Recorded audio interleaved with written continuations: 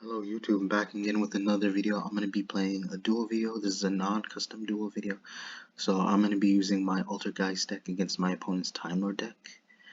And don't be surprised how this video might possibly end because it all depends on our hands. I started off really good, to be real.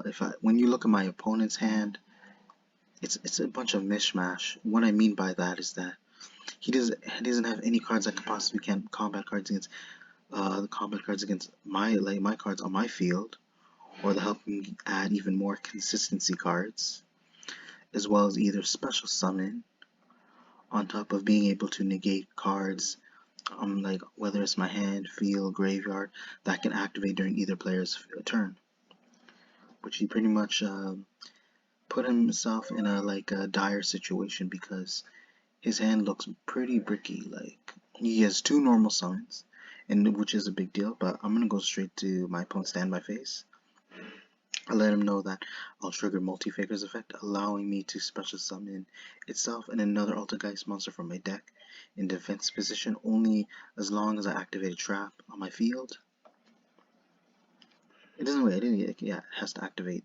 It doesn't even have to be on the field, to be honest. It could be from my hand, graveyard, anywhere basically. So as long as I activate trap, I can still match summon Multi-Faker along with using its additional effect. But also be special summoning Lord of the Heavenly Prison, which I already revealed on my turn. And not only that, my opponent can destroy my back row.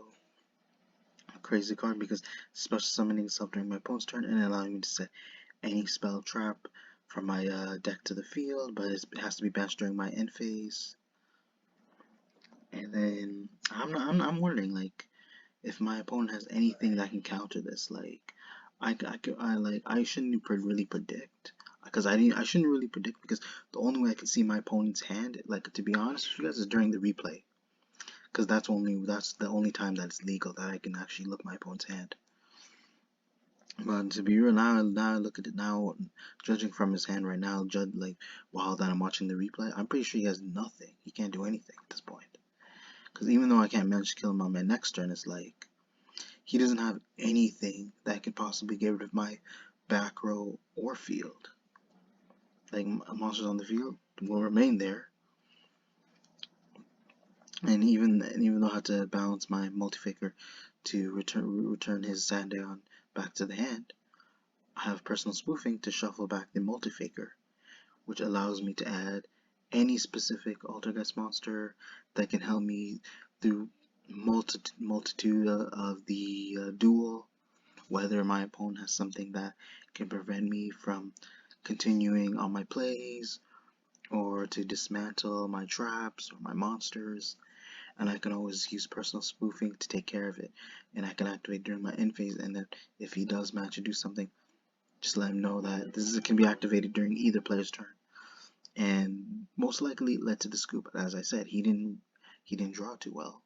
He had two normal summons, because having bunch of normal summons, it depends on the normal summons. Having too many normal summons can really conflict with your hand, because unless you have ways of getting in it, the only way you can have more, the only way you can, it is justified to have several, like to have more than one monster that can be normal summoned, if you have ways of normal summoning them, or like if you can normal summon additional time, or unless these cards just help you dig through your deck.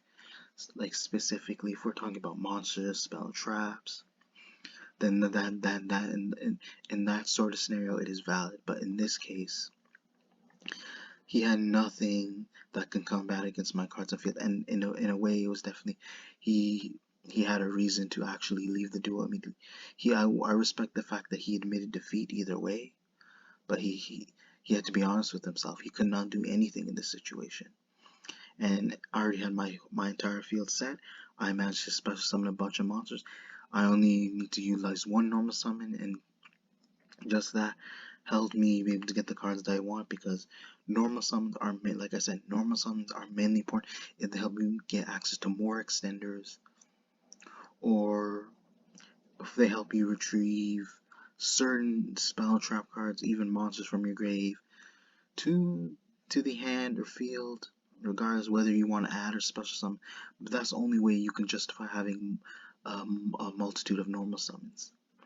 and be able, and then possibly if you have the right card combos, then you need to find ways to access and to be able to manage to get additional number summons. Well, it may sound hard for me to explain, but you'll understand if you take the time to do the research and try to come up with ways and how to build your deck, and then you can strategize and learn and then rebuild and then be able to make your deck a lot better.